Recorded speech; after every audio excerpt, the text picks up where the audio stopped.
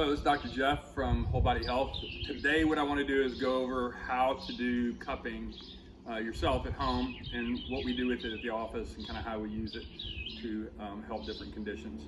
We can use it for musculoskeletal. It's been used for thousands of years in China and in Egypt. The way traditionally it's been explained is that they pull out the bad chi, the bad energy. It actually creates more blood flow through a certain area, increasing the circulation and promoting healing. I also look at it, the way I use it is to create separation between the layers of tissue. And that's going to be mostly at the superficial, but this can be used for any musculoskeletal. I use it quite a bit when on the upper shoulders and sometimes in the neck, but upper shoulders, between the shoulders. You can treat a shoulder, you can treat an injury on the leg.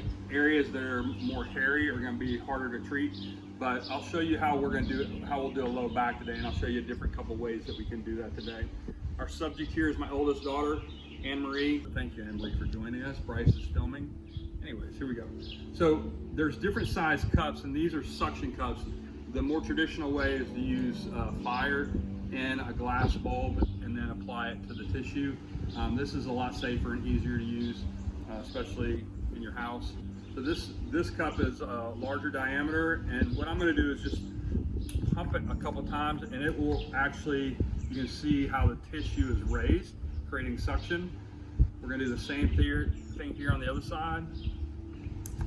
And there's a couple different thoughts of how you do this. You don't want to make it too much suction because it can be very uncomfortable. You want to be, a lot of times there'll be a little bit of suction is going to be just what you need. If there's a lot of pain in the low back, you might want to use this a little less. But if it's uncomfortable to the person you're doing this to, then basically anywhere between 1 and 3 pulls on the suction handle. I don't know what this is called. Anyways, and I'll do multiple cups at one time. Sometimes people will do the cup and they'll leave the cup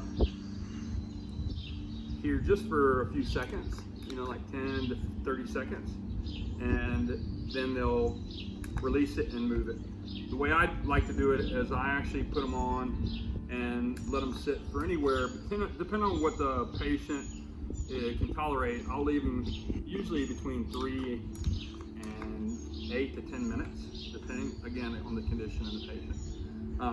But we could just leave them there.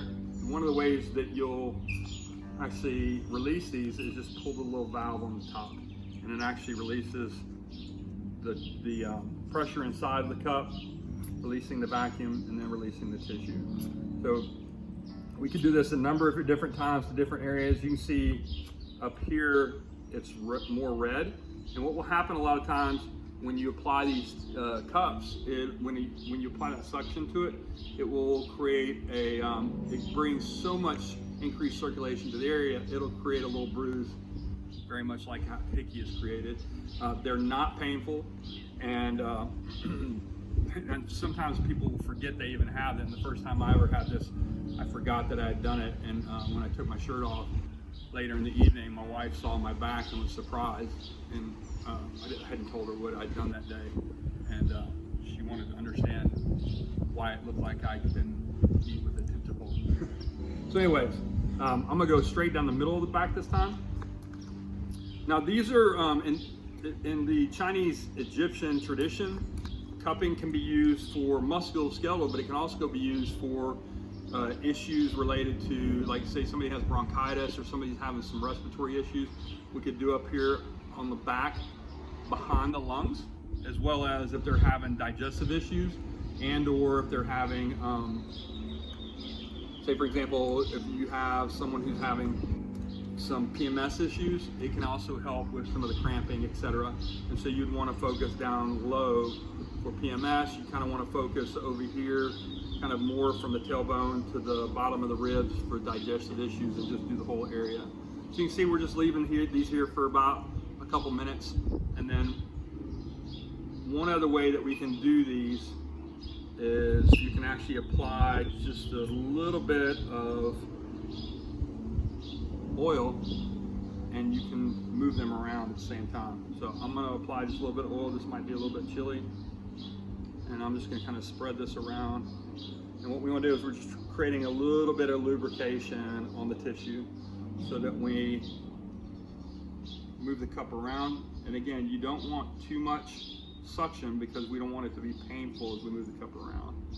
So I'm going to use the bigger cup, just about 1.5 pumps, and that's just a little too much. I let a little bit out, and I'm just going to move this back and forth. And so we lost suction. I'm going to do this again. There we go.